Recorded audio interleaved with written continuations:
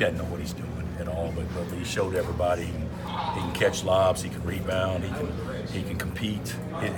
Konate definitely hurt us, but Konate hurt us more with Mitch, not because Mitch wasn't trying, but Mitch is so light and he can get where he wants to go. With Silvio, even though he still scored, he did a much better job of keeping him off his spot. Coach, when the week started, when Doak went down, did you envision this? I mean, this has been playing as much as you guys do with so few options off the bench. I mean, did you see this as kind of this is exactly how I envisioned everything happening this week.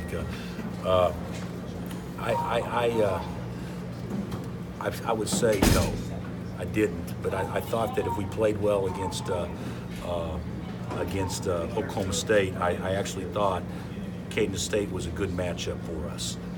And that's with Wade and Brown, and obviously, unfortunately for them, those guys both got hurt, and they were so shorthanded, and that brought out, the worst in us in some ways. We're happy we won, but the way that we competed last night was not very good, and that's not knocking anybody. That's just an indictment on us, but for whatever reason today, after waking up and seeing their attitudes at scout and everything, they were really excited to go compete. And he played with smiles on their faces. I mean, it was great. And once again, we get down 8 twice, right? First half and second half, and that's when we played our best. And that's always, I'm always proud of teams that do that. Will you take off the softest team ever label you put on there? No, trust me, we're not very tough.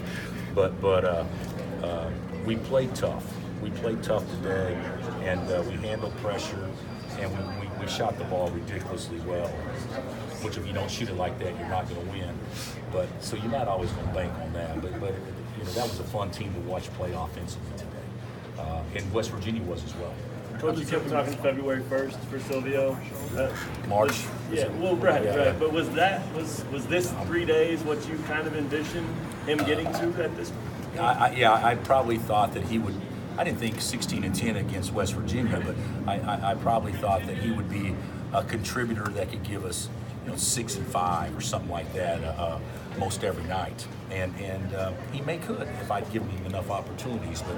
But the thing about it is, with Doak going down, it was like he knew that he wasn't going to check in and sub out, and as a player, even though you can blame that on coaches. But the bottom line, you play percentages, you want to give guys chances, but when it hurts the team, a lot of times they don't get those opportunities. We couldn't take him out, and so he felt maybe felt like that he had so much more freedom. It was easier for him to go play. Do you like the way that he responded? He said he challenged him at halftime, and he said he wasn't playing the way that he's capable of. Do you like the way that he responded to the second half? When I say that, he played great the first half, but you guys watch it as I do. He got 10 rebounds. It could have been 14. There's balls in his hands, that kind of stuff. So that's what I'm talking about. But I thought he played pretty darn good the first half. I feel like the light switch has come on from Malik. Yeah, I do.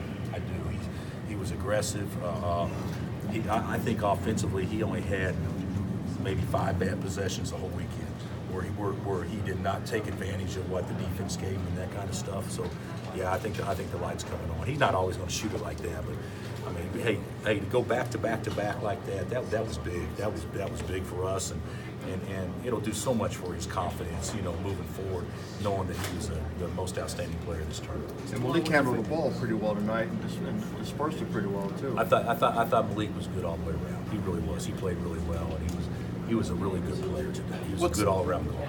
What's the plan for Doak? Doak worked out again today on the bike, and we're hopeful. We're going to wait and see. He'll get checked by the docs tomorrow, and hopefully get him on the court, tomorrow or Monday. And then that, when I say on the court, that doesn't mean playing, but what that means is doing some basketball 1-on-0 type activity, and then making sure his brace fits right and all that stuff. But, we're hopeful he can play this week. The doc said it's not unrealistic for us to be hopeful for that. Is tomorrow always a special day for you? Yeah, I think so.